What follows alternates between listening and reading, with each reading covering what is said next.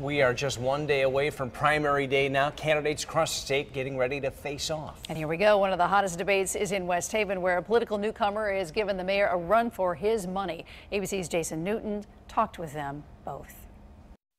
After a long, hot summer near the beach, voters in the city of West Haven will head to the polls Wednesday and cast their votes for the next mayor in the city's primary. Incumbent Mayor Ed O'Brien says he's got the city on the right track with economic development and quality of life issues, and says he deserves another term. West Haven primarily was stagnant the last 10 years, like I say, at least 10 years.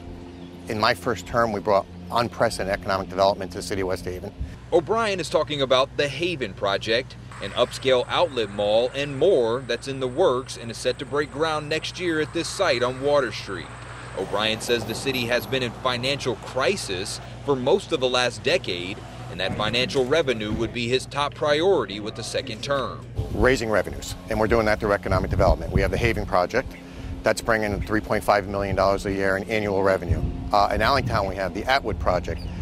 That's an entire city block of mixed use. An audit shows that the city is facing a deficit of at least $8.5 million.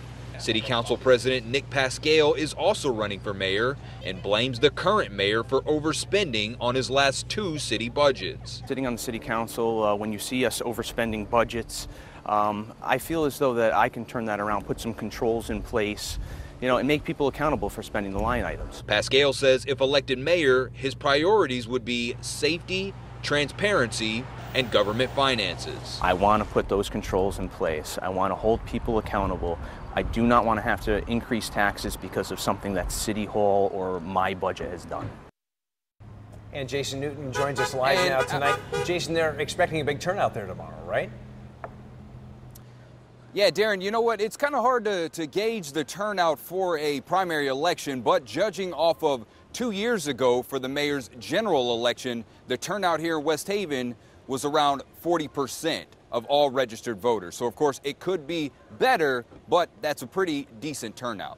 Live in West Haven tonight, Jason Newton, News 8.